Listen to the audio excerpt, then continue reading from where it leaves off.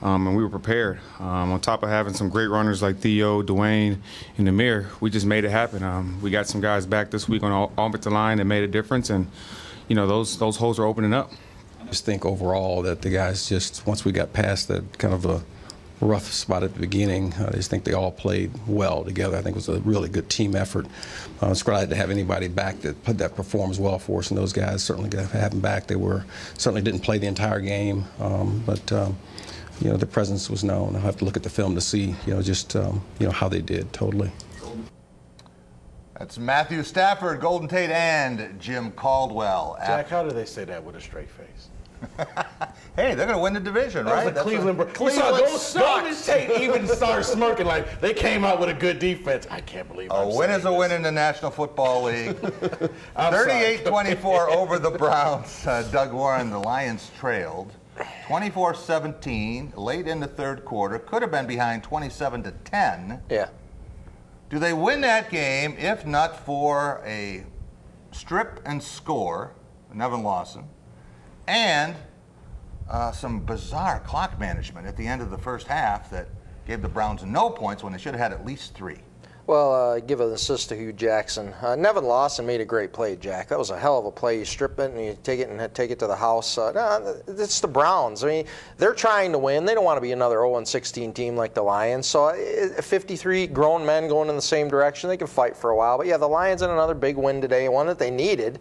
And we'll see.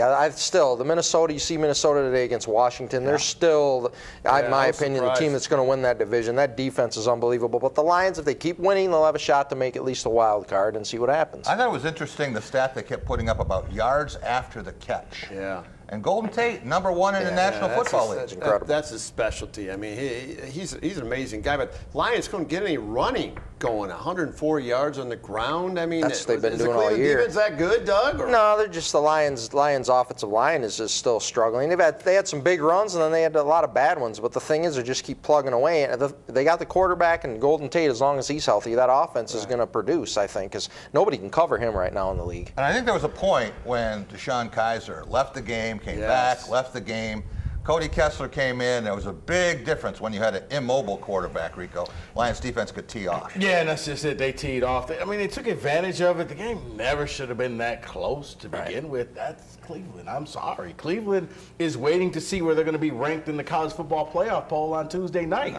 They may be one of the 4 and they've had 4 games that they should have won. So it's a little misleading on that. And Deshaun Kaiser played, aside from being out for a while with that big hit, he played his best game of the year. So he's a rookie. Anybody who tries to run a quarterback sneak with no timeouts left. That was I couldn't believe what I saw. He audible to that call. That made no sense. And Hugh Jackson on the sidelines was like, where did that come from? Right. It was just the dumbest. Everything in the end zone through the air. I mean, this is why you're going to go, oh, well, they'll win a game. No. It would have been funny if the Lions would have lost. No, it wouldn't have been funny. It would have been horrible. Funny to you. You're such a cynical person. Sitting on the couch laughing. This is the difference. You have a quarterback like Stafford, who I think, by all accounts, he audibled into that screen pass. He saw there was no safety help. He audibles, throws it to Tate. It's a 40-yard screen pass for a touchdown.